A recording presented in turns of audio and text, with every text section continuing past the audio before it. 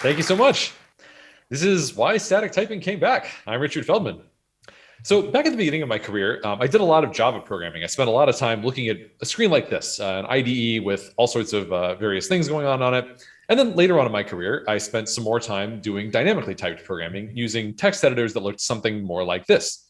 And what I discovered after having a lot of experience with statically typed languages and with dynamically typed languages was that I had a pretty strong preference for dynamically typed languages. I just felt more productive. I felt happier. I felt like things worked better. So imagine my surprise when years later, it kind of seemed like these dynamically typed languages that I loved that had been getting so popular had sort of faded away in favor of statically typed languages, which seemed to be taking over. So this is the Red Monk programming language rankings for January 2022. I left off CSS and Shell because they're not really the types of programming that we're talking about here. This is a company that does, among other things, programming language rankings based on like popularity, and I think they have pretty good methodology for these things compared to some of the other alternatives out there. This is their rankings for January 2022.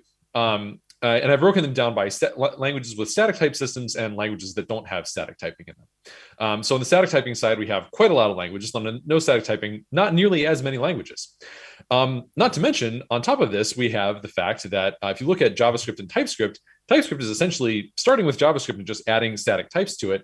And in fact, if you look at some of these other languages, Python, PHP, and Ruby, even though they didn't make the top 10 or the top 20, all of these languages now have developed these sort of gradual type systems that have added statically typed systems to them, leaving us with basically only R as one of these top 20 most popular languages that doesn't have some sort of static typing story to it now.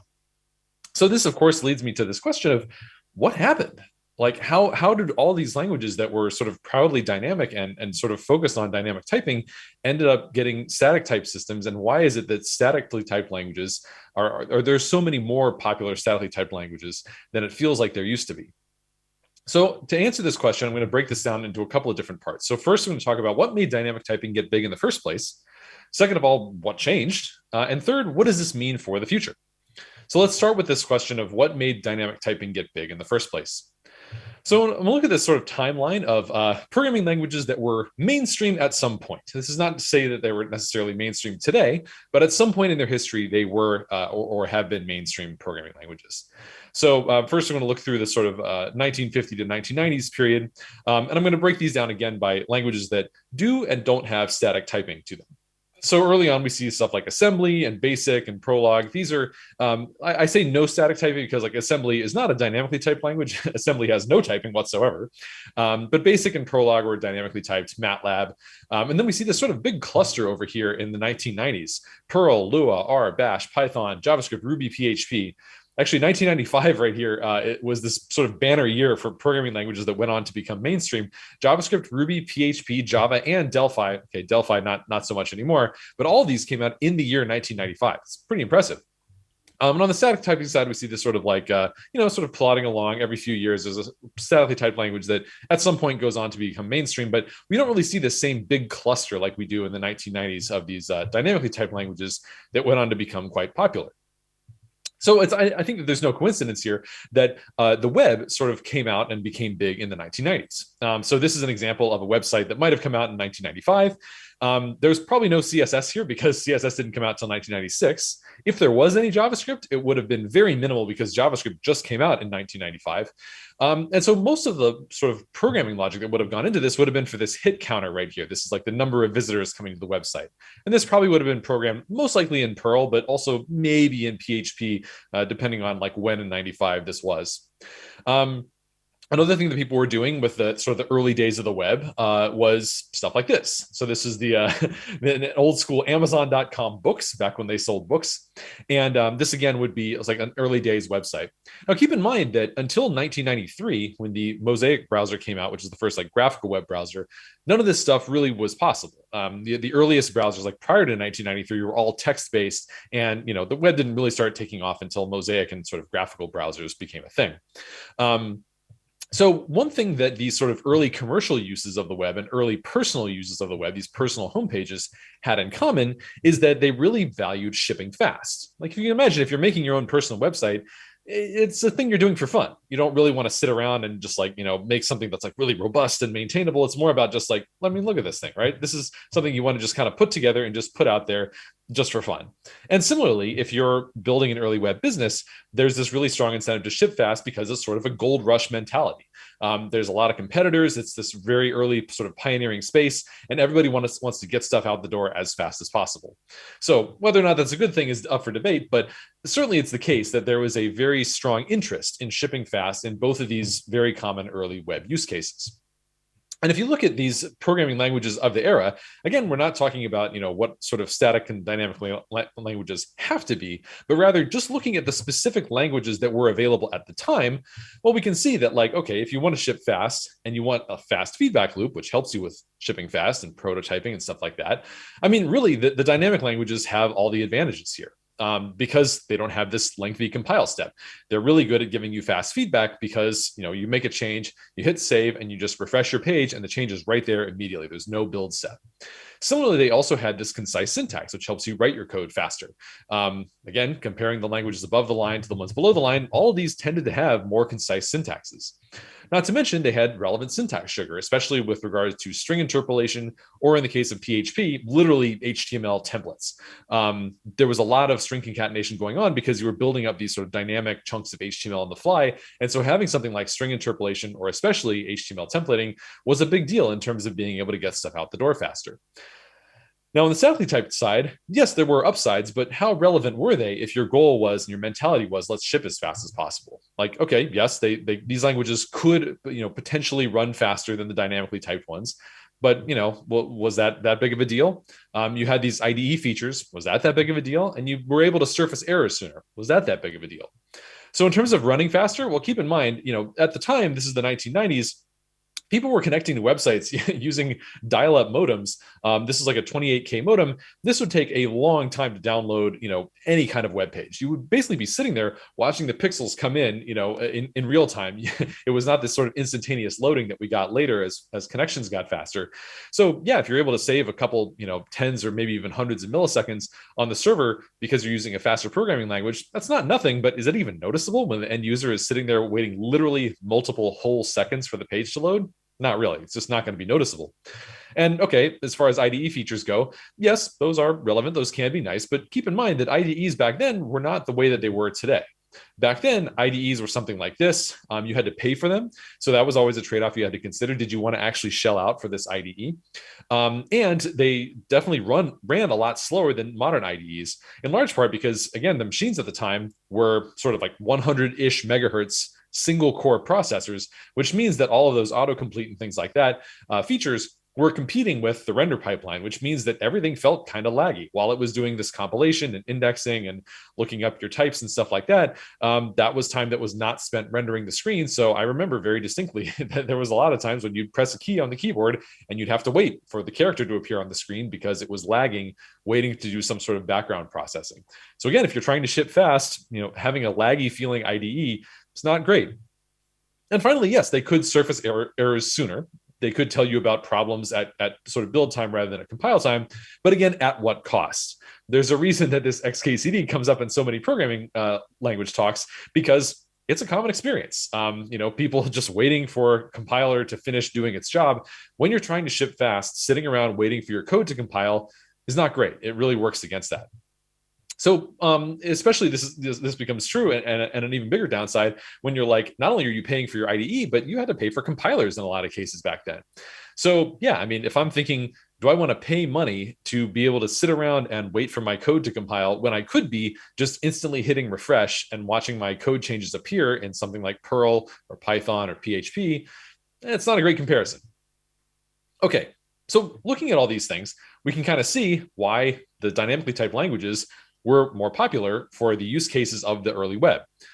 So this led to sort of the rise of the LAMP stack. This is Linux, Apache, MySQL, and the P was sort of overloaded to be PHP, Perl, or Python. And then in 2005, when Rails came out, Ruby sort of joined that group and became another big sort of part of the LAMP stack. All of these things just, became really popular. And then, of course, as, web use cases got more and more popular, these languages got popular with them. So Oh yeah, and of course they didn't cost any money. So this is one of the big selling points of the LAMP stack was that all of these technologies were free, and free is in dollars. So sort of to put these things together, the popular 1990s era dynamic languages had better trade-offs for early web use cases than that era's popular statically typed languages. The web exploded in popularity, so those languages did too. To me, this is the explanation for why dynamic typing got big in the first place. They were good for web use cases, and the web was huge. Okay, so let's sort of extend out our timeline a little bit and not stop at 1995 and keep it going and just see what happened after that. After the web got big and became more established, what did we see in terms of sort of new languages and their relative adoptions? So on the dynamically typed side, there's actually only two languages that ended up making RedMonk's like top 20 most popular programming languages at any point, which are PowerShell, which is basically used exclusively for Windows shell scripting, and CoffeeScript, which was at some point a popular language because it sort of added syntactic conveniences to JavaScript, but then JavaScript itself adopted enough of those conveniences that CoffeeScript sort of declined in popularity, and today it's not a very popular language at all anymore. On the dynamically typed language side, that's kind of it. So what about on the statically typed language side? Wow, C#, ActionScript, Go, Rust, Dart, Kotlin, TypeScript, and Swift.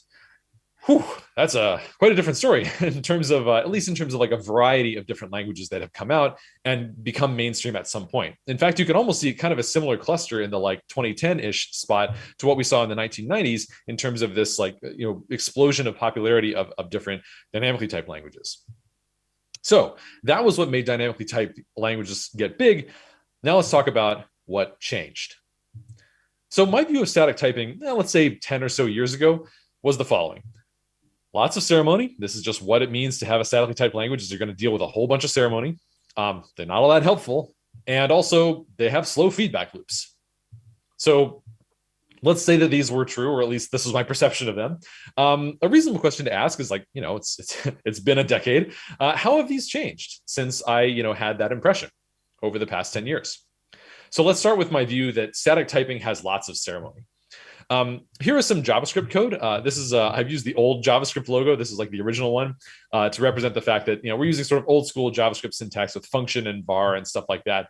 I'm going to upgrade it to modern JavaScript syntax a little bit later on, but let's start with this. So this is a sort of contrived example, but I'm going to use it to illustrate a few different points. Basically, it's just saying it's a function called decode, takes in some raw JSON, parses the JSON, checks to see if the answer was an object. If it's not, then we're going to return JSON decoding failed. If the answer.admin is true, then we're going to return this little anonymous object with a display name that's answer.name plus and then parentheses admin. So basically saying if this is an admin, the display name is going to have the word admin after it. And then also we're going to return was it empty, which returns whether the answer's name was originally empty. Otherwise, we're going to basically just return display name as answer.name without the admin suffix. And then was empty is the same calculation. This is not extremely useful code. It just, I put it together as something that fits on a slide and I can use to illustrate some points later on. So this is the type of code when I first started writing JavaScript that I might have written to do something like this in this like early, old school JavaScript style. Here's what I would have written the equivalent code in Java. And again, I'm using the old school Java logo to represent the fact that I have not been a professional Java developer in more than a decade. So I'm not saying this is how people do it today. Maybe there's a more concise way to do it today, but in the time period that we're talking about, not only is this how I would have written it, but if I hadn't written it this way, I would have gotten a code review at work and someone would have said, no, you need to write it this way. Whew. Okay, so there's a lot more going on here, a lot more ceremony. Let's talk about what it's doing. So up here, we have this answer class, this gigantic thing over here. Basically, the whole point of this is to be an object with two fields, which we just used an anonymous object literal for in JavaScript, the was empty and display name. But in Java, at least at the time, it was not normal to just have something like that as the return value for your function. You would always have to have a constructor. You'd always have to have getters and setters for all these fields, and also an equals and a hash code implementation. This is standard at multiple different jobs that I worked for, is that you would have all of these things for any kind of thing that you were returning from a method like this. As far as JSON decoding goes, so this is what we have as sort of our schema to define what the shape of the JSON is going to be. We use the term POJO for this, and POJO stands for plain old Java object. And the reason we had a word for that was that it was so normal to do things in this way that we had a separate word that we would use to describe not doing all that ceremony, because this was the unusual case. When you were, you didn't want all that ceremony, you were opting out of it. We had a word for that, which was POJO. And then finally, we have the sort of actual business logic. And somehow, even despite all of that sort of ceremony of setting up all the surrounding stuff, this still manages to be larger than the original JavaScript one, not by much, but which was just all of that stuff right in here with none of the surrounding ceremony. So, I mean, looking at these two side by side, you can kind of see why my, sort of generalization of this is like, okay, static typing is lots of ceremony. Dynamic typing is not a lot of ceremony.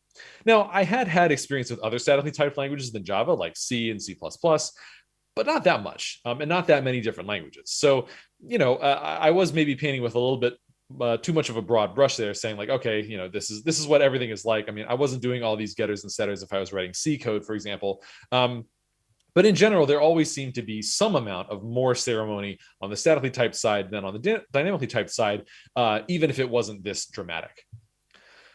One of the most sort of successful rebellions against this level of ceremony has been Ruby on Rails. If you've never seen this talk, How to Build a Blog Engine in 15 Minutes with Ruby on Rails, I highly recommend watching it. It's still, I think, relevant today, and it's historically one of the arguably the most successful pitch for any programming technology in history.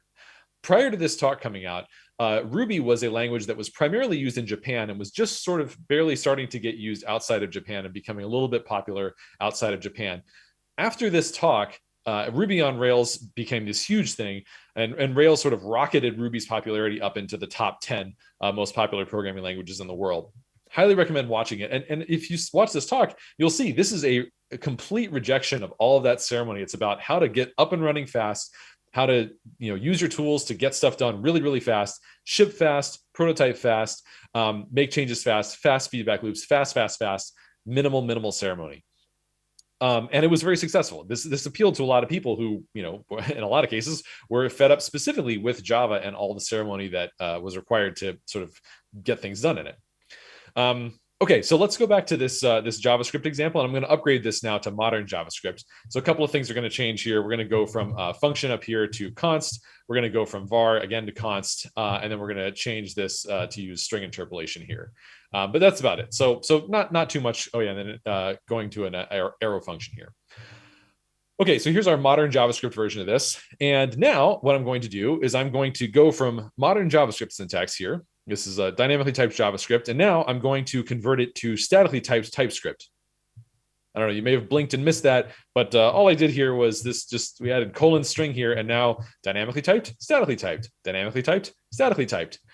So slightly smaller delta than between the old dynamically typed and statically typed delta that we saw between Java and JavaScript. We could make this type a little bit longer. Like we could, this is just specifying the argument type. I could also specify the return type, but that again just adds like one line right here. Really not that big of a difference compared to the amount of ceremony that we had to do to get static typing going from JavaScript to Java. Okay, so now if I go back to my sort of mental model of like, this is what static typing is, and this is what dynamic typing is, well, okay, but what if we're talking about this type of static typing? Now we're saying like, well, hang on, this is static typing and this is static typing. One of these things is not like the other one. Obviously, there's more to it than I had originally thought.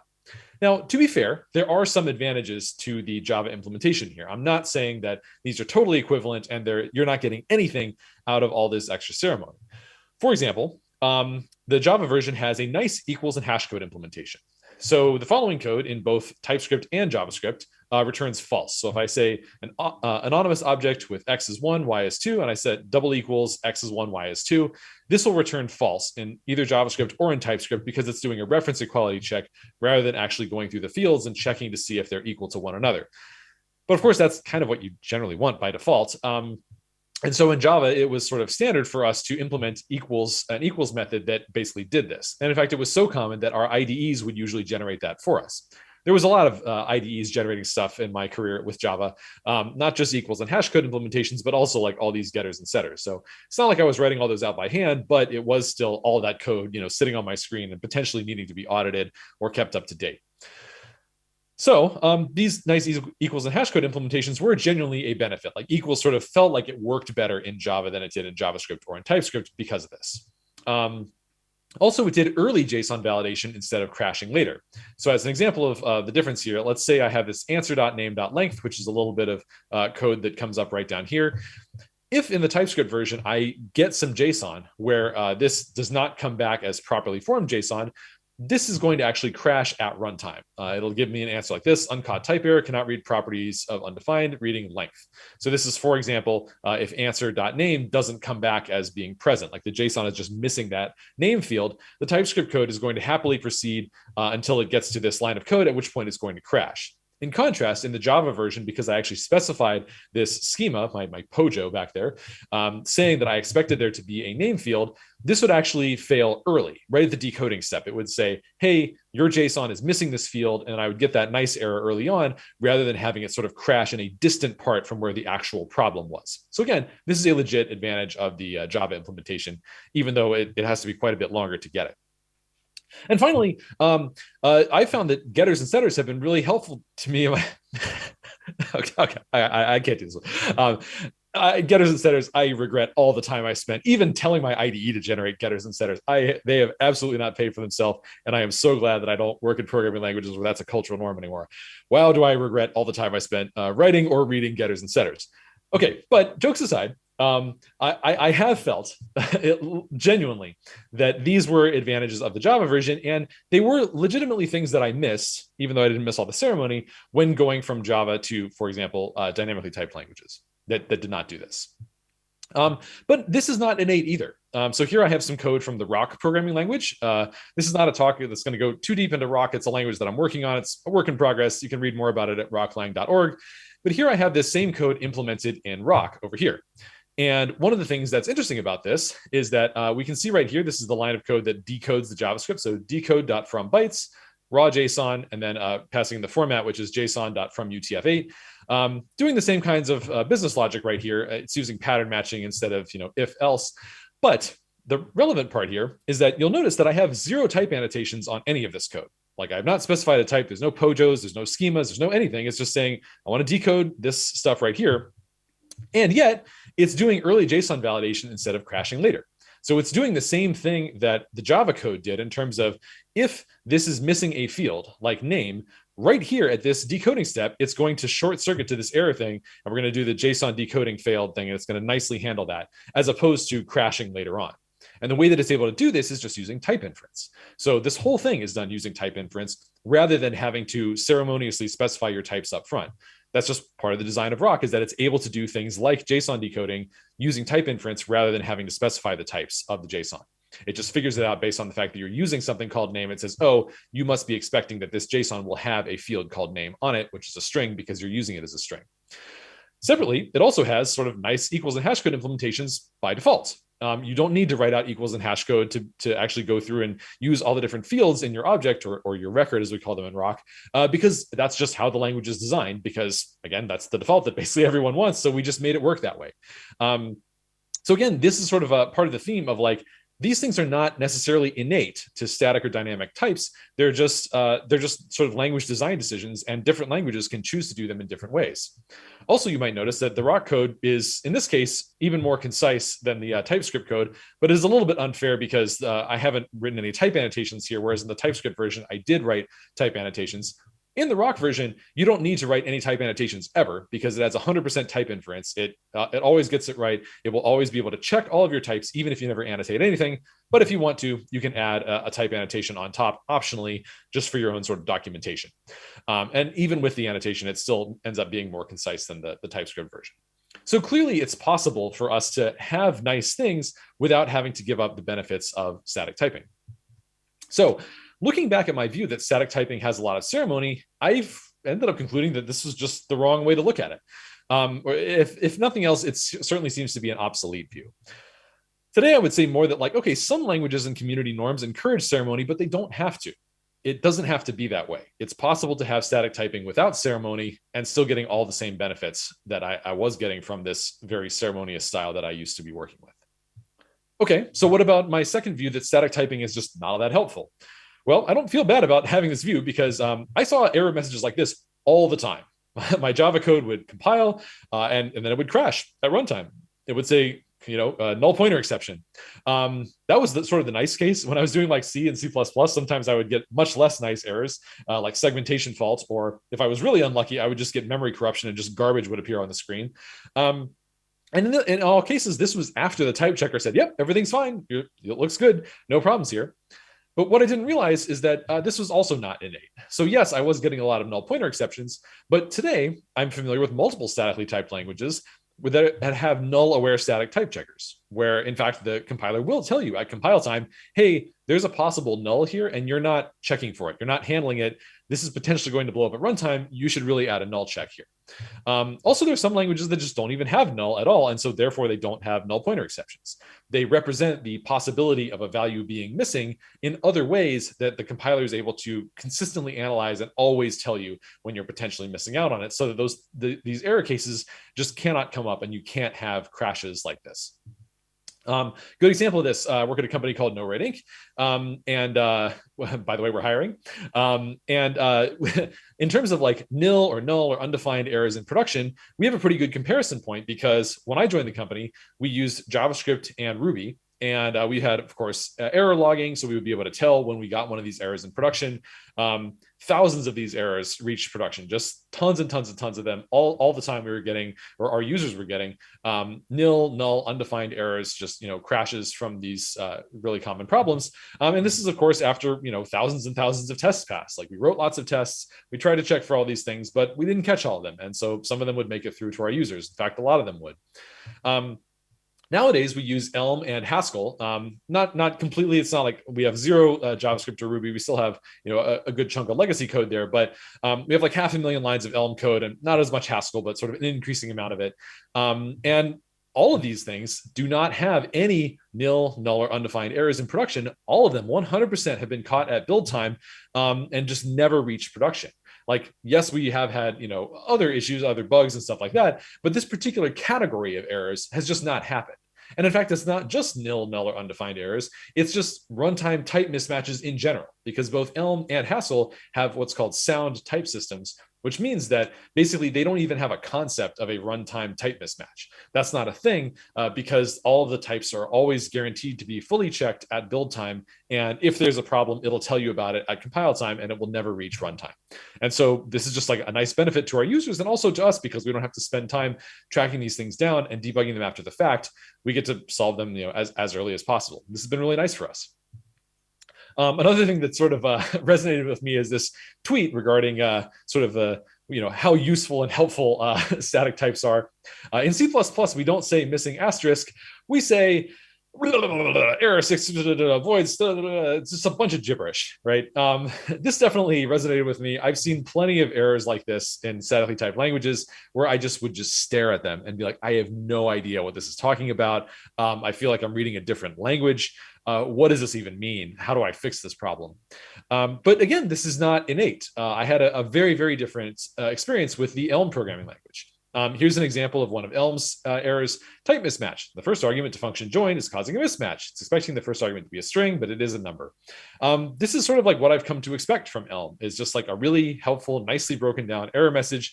Oftentimes it'll have a tip at the bottom about a potential way to solve it. And more programming languages have been sort of following Elm's lead, like Rust wrote a blog post about how they made their error messages nice and how Elm inspired their error messages. I know that like TypeScript has been working on their error messages. A lot of different languages are taking this more seriously. And, so this view that like this is innate to static typing is like cryptic error messages is also becoming obsolete. And finally, we have IDEs. So yes, I did think that this was helpful. Like I did appreciate, having this like autocomplete and especially like refactor rename. I loved that. And I really did genuinely miss that when I moved from statically typed languages to primarily working in dynamically typed languages. But again, at what cost? Because the thing that I didn't miss about this was how painfully laggy they felt to use. And again, modern IDEs, have multi-core processors to work with, and are better at performance in various different dimensions. But I remember feeling that when I went from an IDE like this to a text editor, it just felt like a breath of fresh air because I wasn't waiting for this sort of lag every time I would type something for the IDE to respond. I just had this very fond memory of going to something like this that did not have autocomplete, did not have refactor rename, but I just liked it so much better because it felt instantaneous and snappy. That to me was just such an improvement in terms of my quality of life that it was worth giving up those IDE features. Okay, so yes, my view was that static typing is not all that helpful. But I mean, over time, I have to say, I don't think that this is accurate anymore. Yes, like some type checkers can be helpful and friendly. And yeah, IDEs, modern IDEs can be both helpful and snappy. Neither one is a given. But like when I think about modern IDEs, I don't have that same laggy feeling that I did about the older generation of IDEs, on older generations of hardware. These days, when I use an IDE, it feels okay, maybe not quite as snappy as a text editor, but it doesn't feel so painfully laggy that I'm unwilling to use it. And I think that's true of most people now. Most people, when they use an IDE, don't say, "Oh, this feels terribly laggy and awful." They say, "Well, this feels fine." And finally, I had this view that static typing has slow feedback loops. So let's see how that one's held up. So Ruby has a REPL, a read eval print loop. So you can just type some stuff in there and it'll evaluate it right away. And this is about the fastest feedback loop you can possibly get in a programming language in terms of like runtime evaluation of your code. Again, contrast this to something like C++, Java, et cetera, these languages that I was used to using. You just could not get this fast of a feedback loop. There was no C++ REPL. There was no Java REPL, at least back in the time when I was using them professionally. But again, this is not innate. So here's the Haskell REPL, same thing as the Ruby REPL. You can just put stuff in there and start running it. And I'm not saying they're like sort of feature identical, but the basic read, eval, print loop is definitely there. And this is a language with 100% static typing, no dynamic types. It's not gradually typed. It's just a programming language that has a REPL. This is a thing that languages can have nowadays. And when it comes to sort of like compiler performance improvements in terms of like, how long are you sitting around with the XKCD style waiting for it? Now we have multi-core compilation. So compilers are just able to run fast because they're able to use the hardware better. We also have incremental recompiles, which is another way for compilers, especially on larger code bases, to run a lot faster. And we have considering build speed and language design being sort of a stronger value than it used to be. Andrew Kelly, who also gave a talk at this conference, gave a talk, I'm going to say it was a little over a year ago at Handmade Seattle about how sort of compilers can do a lot better in terms of performance by using some lessons from game development of all things. So all of these things put together mean that people are spending a lot less time, sort of sword fighting, waiting for compiles to happen compared to what they used to be. A really good example of this is this benchmark. So here we see three different benchmarks. So one is a C++ builder running in single core mode. Another is C++, the same one, running in parallel mode. Look how much less time it's spending when you have the ability to actually make use of all your cores. And then we have Delphi rather than C++, down here being about an order of magnitude smaller than even the C++ builder in parallel. So this is based on a YouTube video compiling 1 million lines of code with Delphi. You can check it out at this link. And when I say compiling 1 million lines of code, the first thing they do in the video is they clear their cache. This is not a incremental build. There's nothing cached here. It just from scratch builds 1 million lines of Delphi code in 5 seconds. So that's very impressive. Like start to finish, being able to compile 1 million lines of code in 5 seconds, fully statically typed. Again, this is not really something that was sort of like on my radar back then. I remember waiting 5 seconds for like a small project. Nothing like this was possible back when I was sort of forming my opinions about statically typed languages. So, if you think about this, like there's no way to have time for a sword fight, under these conditions. Another experience that I had that sort of reformed my opinions around static typing and and feedback loops happened around 2017 when I was attending a lot of JavaScript conferences because I was giving talks about Elm.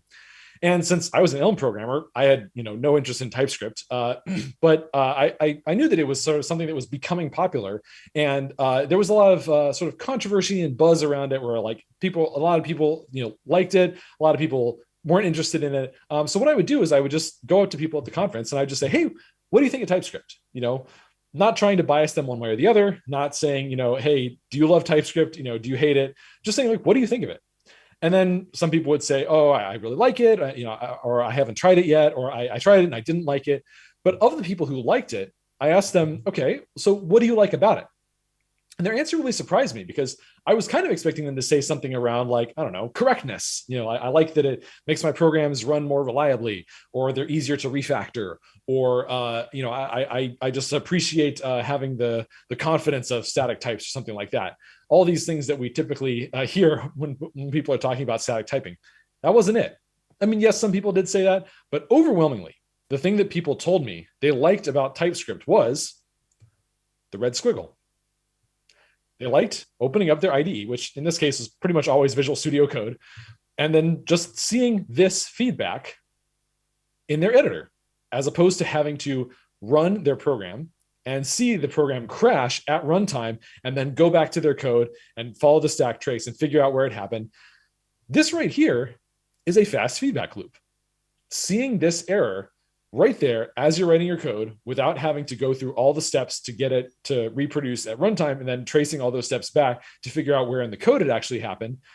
This is just a faster feedback loop than what was available in a dynamically typed language, where you didn't have static analysis of your types and you didn't have this feedback loop right there in your editor. Now, granted, there is still a sort of downside that comes with this in a lot of languages, which is when these compile errors become blocking. Like I definitely have some memories of having, in Java especially, a screen full of red squiggles. And yeah, okay, they're helpful, in terms of giving me a fast, feedback about like what's wrong with my program.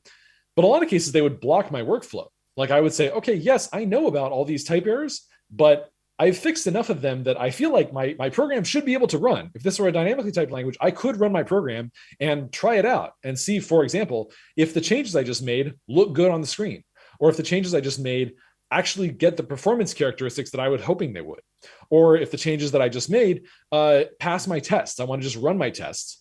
But I couldn't do that because in Java, these were blocking compile errors, and I just couldn't run my tests. I couldn't run my program and try anything out until I had resolved all of them. Now, granted, this also is not something that has to happen in modern languages.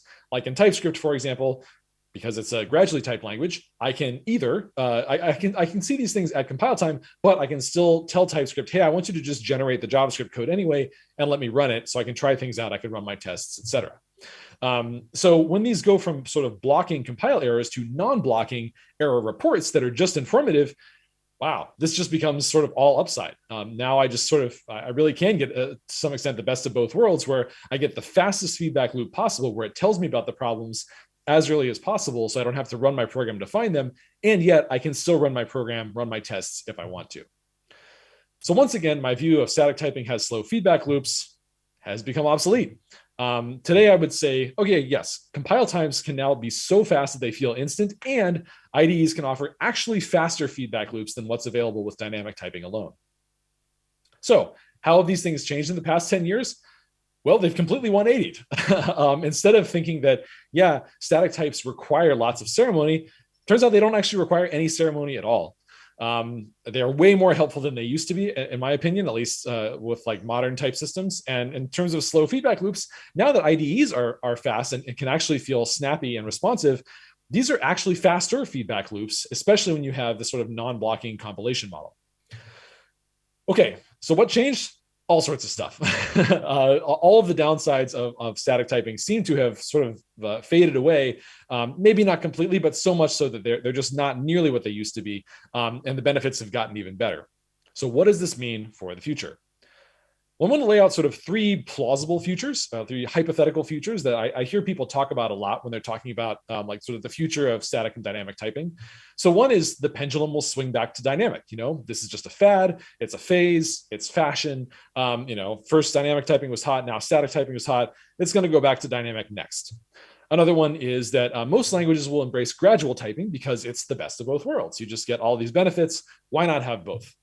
And then the third is that static without gradual typing gets more popular, and that is sort of the most popular thing in the future. So let's talk through all three of these hypothetical futures and see which one seems, based on what we've seen, the most likely to be true.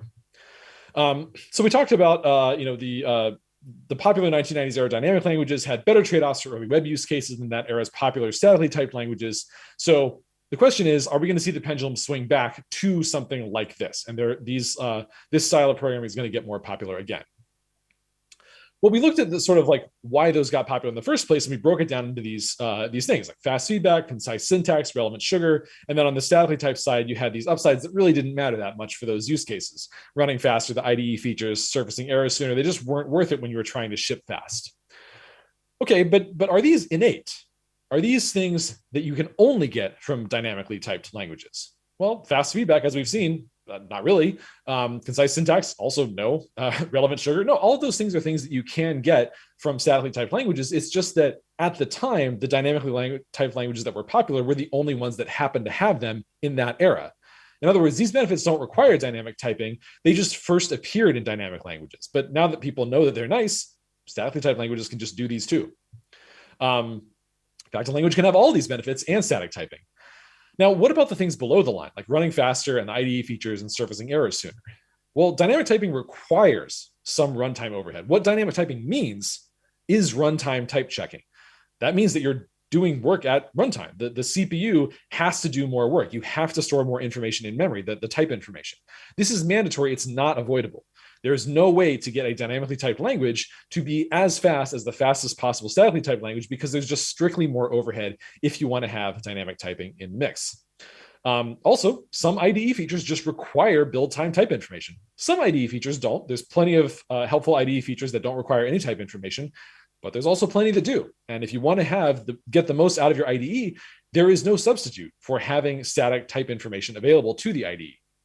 Also, if you want to have build time type errors, again, and get those surface sooner, that requires static type analysis. There's just no way around it. So we see a pretty big dichotomy here, where the things that were the nicest about dynamically typed languages can be adopted by statically typed languages. In other words, statically typed languages can sort of learn from the dynamic ones and incorporate their most popular features, but the reverse is not true. It's not possible for dynamically typed languages to sort of learn from statically typed languages and incorporate their features, at least not without introducing static types themselves, which is kind of what we've seen. So another way to look at this more concisely is like, do we think that people will stop wanting red squiggles for type errors? Why would people stop wanting that? I don't really see any evidence for this. So the idea that the pendulum is going to swing back to dynamic, I don't see any evidence for that. Maybe it sounds nice if you don't think about it too much, but looking through the evidence and the specific reasons that dynamically typed languages got big in the first place and why statically typed languages came back, I don't see any justification for why we would think that the pendulum would swing back. Okay, so does this mean that most languages will embrace gradual typing? So here we have our sort of timeline of languages that have at some point been mainstream. All of these are statically typed, except with a couple of exceptions that are gradually typed. I'm going to just I'm going to highlight the gradually typed ones in orange, and I've added in the MyPy, Hack, and Sorbet, these newer ones that are taking already popular dynamically typed languages and introducing gradual typing to them. And let's just break it down just to those. And this is sort of the group of gradually typed languages. So if I take away the languages that are adding gradual types to already popular dynamically typed languages. So this is like retroactively adding static typing to existing languages. This would be TypeScript for JavaScript, MyPy for Python, Hack for PHP, and Sorbet for Ruby.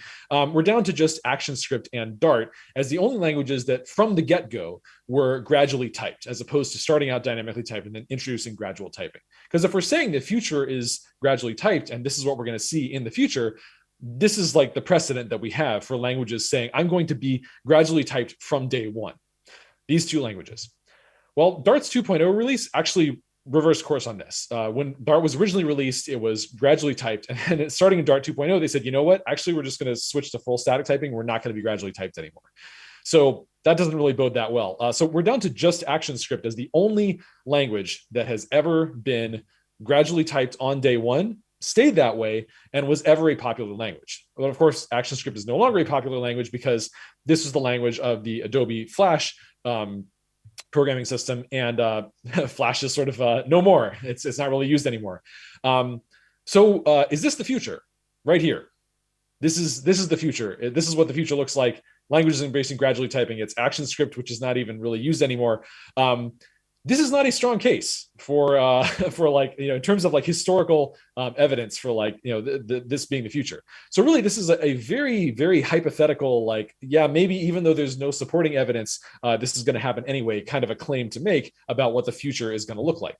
The historical mainstream use of gradual typing is just retroactively adding static typing to existing dynamic languages. That's really just it. Everything else is just ActionScript, which sort of faded away, and Dart, which ended up reversing course and going full static anyway. Okay, which leads us by process of elimination to static without gradual typing. Is that going to continue to get more popular? Well, one of the sort of reasons that I think that gradual typing is not actually the quote best of both worlds that it might seem to be is type system complexity. If you want to design a new programming language from scratch that is going to be statically typed, or at least have a static type checker, you get a lot of sort of design space to work with there. You can choose to have a very complex type system, like Scala would be a programming language that I would say has a very complex type system.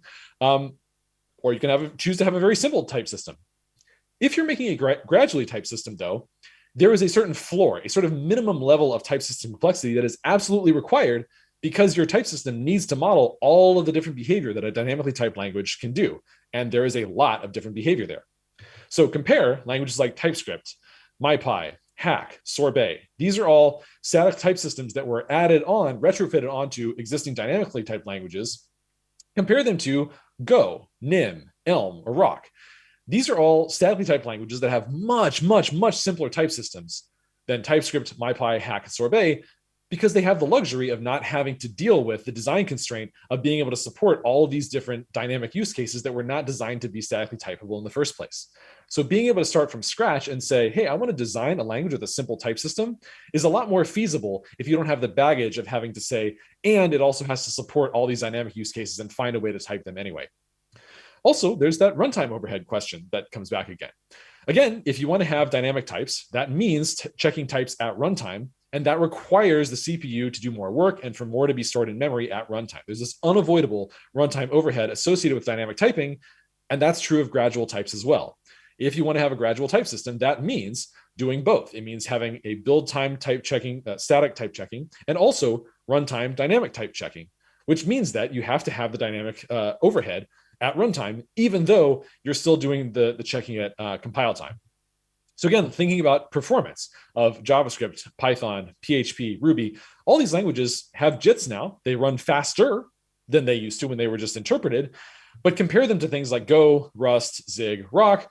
Again, these statically typed languages that don't need to have the runtime overhead of dynamic types are just capable of running a lot faster because they don't have to have that overhead. So really, I mean, is gradual typing strictly the best of both worlds? No, it's not. It has very serious, unavoidable downsides that just come with the territory of deciding that you want gradual types. So, knowing this in mind, is it really that surprising that gradually typed languages have not actually seen that much success outside the very specific niche of retroactively adding static types to dynamic languages? I don't think so. And I think, Rock, the reason that we've designed it the way that it is to sort of take all of these things in mind and try to make a statically typed language that has all of the benefits, or at least as many of the benefits as possible, of dynamically typed languages, while still maintaining all the benefits of statically typed languages. We can have a language with a simple type system that's easy to learn and easy to use. We can have a language with no dynamic overhead. Rock is a very performance-focused language, and we've got some great early benchmarks in terms of how fast it can run because it doesn't need to have even a JIT. It just goes straight to machine code or to WebAssembly. We don't have to have mandatory type declarations. None of that ceremony that we saw in Java. Rock has 100% type inference because that's a thing we know how to do now. You don't have to write a single type annotation anywhere in your code, just like a dynamic language, and yet the compiler is still able to check everything and tell you type errors for every single problem you could possibly have at compile time, at least within the realm of type errors. And it's a sound type system. Type error reports don't have to block running. I gave a different talk that sort of demonstrated this at a meetup recently. But basically, you can actually run your Rock program, and even though there are type errors, and it's not going to block you. It'll say, "Hey, I'll tell you about these type errors at compile time," but it doesn't have to block you from running your program or running your tests. You can still do that, and it'll just sort of translate those into saying, "Okay, if we get to a point where the type mismatch actually comes up, then we'll give you an error at runtime." But you don't have to be blocked by that, just like you wouldn't in a gradually typed language.